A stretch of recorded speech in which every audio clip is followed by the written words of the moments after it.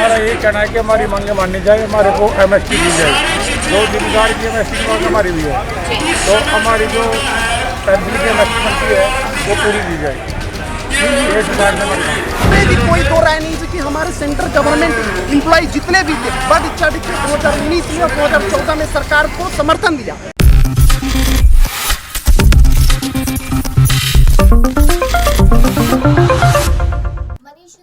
की गिरफ्तारी होती है। हमने देखा कि सत्येंद्र जैन की कैसी कैसी वीडियोस लगातार जेल से सामने आती है। अब देखा जाए यहाँ पर तो अरविंद केजरीवाल शांत नहीं बैठने वाले हैं। वो भोपाल पहुंचे, भोपाल से पहले वो जयपुर गए थे और वहां जाके उन्होंने मोदी सरकार के खिलाफ किस तरीके से हुंकारे भरी वो सबने सुना। यहाँ तक कि उन्होंने प्रधानमंत्री नरेंद्र मोदी को ये भी कह दिया कि अब मुझे लगता है कि शायद देश का प्रधानमंत्री पढ़ा लिखा होता तो यहाँ पर सिसोदिया को जेल नहीं कराता।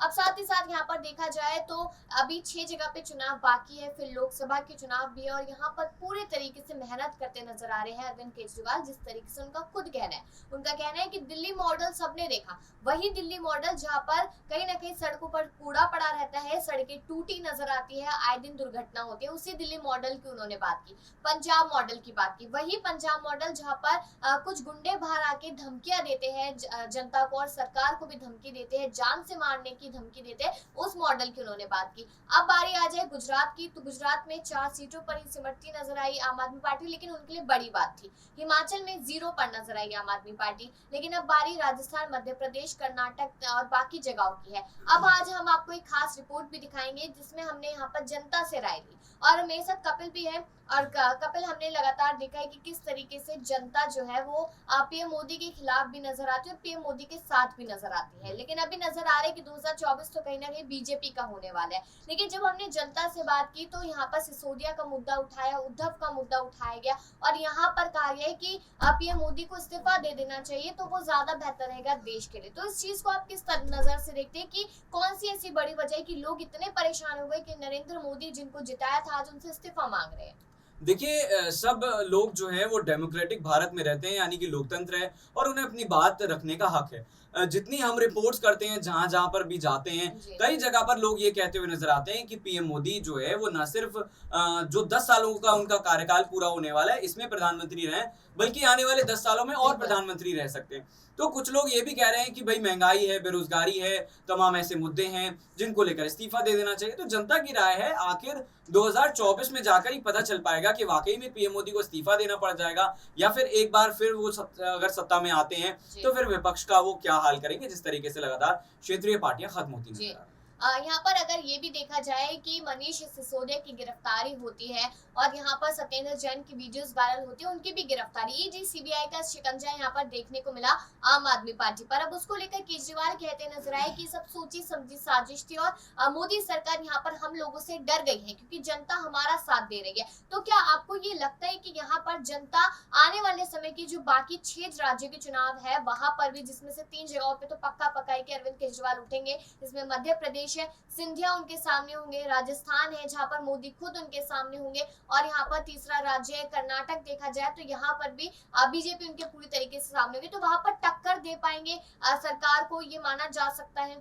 देखिए, कर्नाटका की अगर बात करी जाए तो वहां पर आम आदमी पार्टी मजबूत अपनी पकड़ बना पाएगी, मुझे मुश्किल लगता है, क्योंकि कर्नाटका में जो क्षेत्रीय वाद है वो ज्यादा हावी है। तमिलनाडु देख लीजिए, कर्नाटक देख लीजिए, वहां के मुद्दे जो है वो बिल्कुल अलग हैं। राजस्थान और मध्य प्रदेश की अगर बात करी जाए तो मुझे लगता है कि राजस्थान में कांग्रेस के वोट बैंक में सेंध लगाकर जरूर जो है वो सत्ता पर काबिज हो सकती है या फिर बड़ा वोट बैंक मिल सकता है। लेकिन मध्य प्रदेश की अगर बात करी जाए तो मुझे नहीं लगता कि वहां पर उन्हें एक बड़ा मौका जनता जो है वो देना चाहेगी।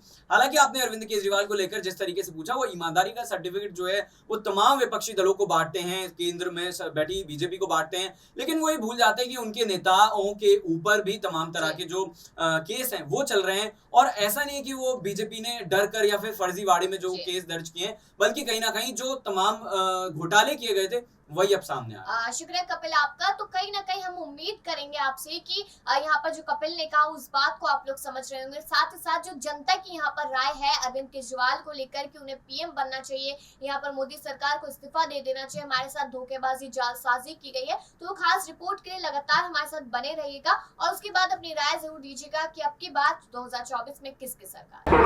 नमस्कार, मैं कशिश और स्वागत है आपका मेरे खास कार्यक्रम में। लेकिन आज जो हम बात कर रहे हैं मुद्दे को लेकर बात करें जो अब जल्द ही सामने आने वाला है, यानी कि लोकसभा चुनाव को लेकर। अब देखा जाए तो 2024 में लोकसभा चुनाव है और इस साल विधानसभा चुनाव है, जिसमें से 3 जगहों पे चुनाव हो चुके हैं और हमने देखा कि किस तरीके से 3 जगह पे यहाँ बीजेपी ने जीत हासिल करी, दूसरी जगह यहाँ पर एनसीपी का साथ मिल गया बीजेपी को और बीजेपी सरकार बनाती नजर आई। दूसरी तरफ देखा जाए तो यहाँ पर ईडी और सीबीआई का शिकंजा लगातार देखने को मिल रहा है, एक के बाद एक यहाँ पर सबकी पोल पट्टी खुलती हुई नजर आ रही है। और वही तीसरी तरफ देखा जाए तो विपक्ष एक साथ होने की बात तो करता है लेकिन साथ होता नजर नहीं आता।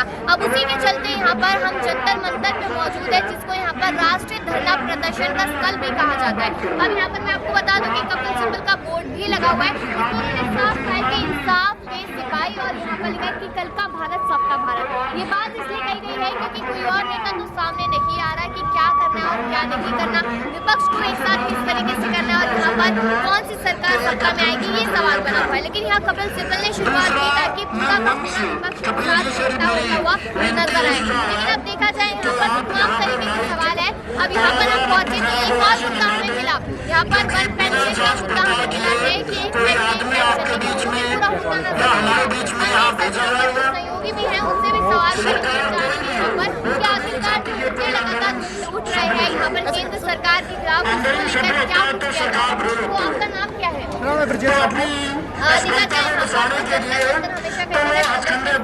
देखा जाता है तो जो आप लोग यहाँ पर बैठे हुए धरना कर रहे हैं तो सबसे बड़ी दिक्कत किसके लिए और किस वजह से है? देखिए मैम, जो ये 20 फरवरी से कंटिन्यू जंतर मंतर पे धरना चल रहा है, ये धरना वन रैंक वन पेंशन आप लोग सुने ही होंगे कि सरकार अभी 23,000 करोड़ रुपया कैबिनेट से पास किया, लेकिन उसमें क्या हुआ है कि वन रैंक वन पेंशन में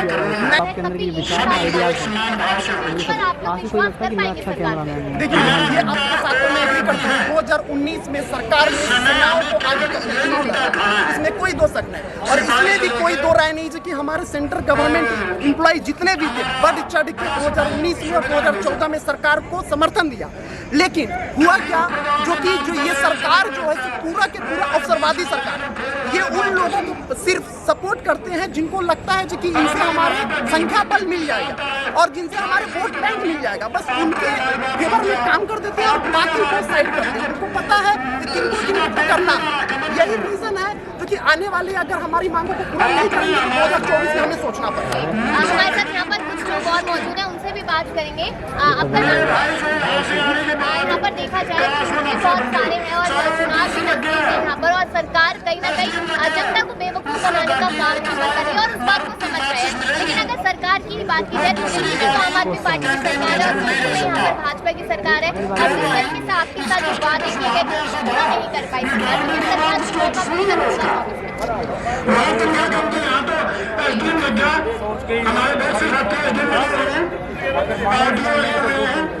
बिल्कुल। अभी जिस तरीके से आप लोग धरना कर रहे हैं तो इन्होंने भी बताया अपनी मांग, इन्होंने भी बताया कि किस तरीके से वादे किए गए थे, तो आप लोगों का क्या कहना है? हमारा ये कहना है कि हमारी मांगे माननी चाहिए, हमारे को एमएसटी दी जाए, 2 जिम्मेदार की एमएसटी की मांग हमारी भी है, तो हमारी जो पेंशन की एमएसटी बनती है वो पूरी दी जाए, ये सरकार से हमारी। यहाँ पर अगर देखा जाए तो लगातार यही तमाम मांगे हैं लेकिन उन्हें पूरा नहीं किया जा रहा है। जी ऐड करना चाहूँगा, ये सरकार जो है ये सरकार वादे और ये बात समझ नहीं पा रहे हैं कि 2024 इनको लगता है जो कि बस हम जो कर रहे हैं वो सही कर रहे हैं, लेकिन आज की इनकी संख्या पर मात्र 28 लाख नजर आ रहा है। लेकिन उनको शायद ये पता नहीं है कि 28 लाख जो जवान और जेपीओ है उनके अभिभावक भी है और ये धीरे धीरे सरगर्मी चलते जा रहे हैं। आज देखिए सरकार की नीति देखिए जो कि दिल्ली में सरकार के नाक के नीचे 20 फरवरी से प्रदर्शन चल रहा है, लेकिन आज एक भी नेशनल मीडिया हमें कवर नहीं कर रहा है। वही नेशनल मीडिया की बात कर लेता हूँ, 26 जनवरी और 15 अगस्त की बात करता हूँ। 15 अगस्त और 26 जनवरी में स्टूडियो में बैठ के हिंदुस्तान जिंदाबाद जिंदाबाद करते हैं। आज तो ये मीडिया जो है, मैं आज तक आप समझ पा रहे हो, आप खुद मीडिया से, लेकिन ये क्यों नहीं कवर करता है, जबकि नेशनल मीडिया आज के डेट में आप लोगों को संविधान के चौथा स्तंभ भी माना जाता है, उसके बावजूद भी कवर नहीं कर रहा है। तो मैं नेशनल मीडिया पे पहला सवाल है। दूसरा, आप इस बात को समझिए, सेना के मेंटेलिटी को अभी तक सरकार समझ नहीं पा रही है।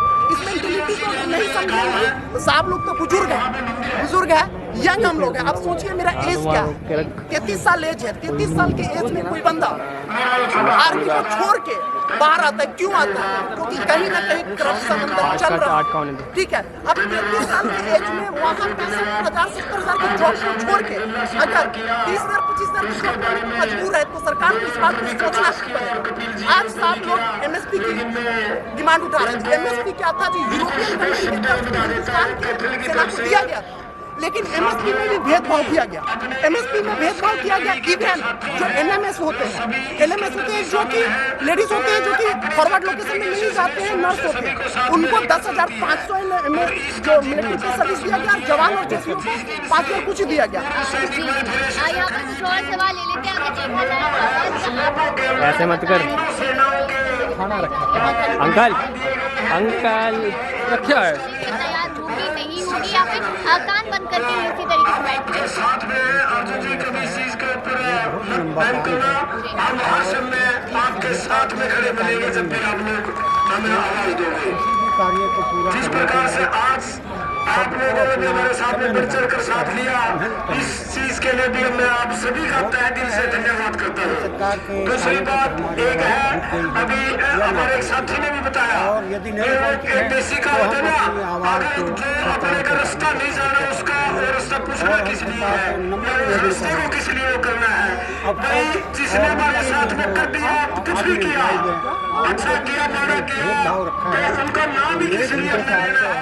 इसके अंदर प्लीज इस चीज के ऊपर थोड़ा मेहरबानी रखिए, उनका नाम ज्यादा लेकर उनको ज्यादा मत ये जताई जा रही है कि जो भेदभाव यहाँ पर सेना के बीच में किया गया, उस भेदभाव को कहीं ना कहीं खत्म किया जाए।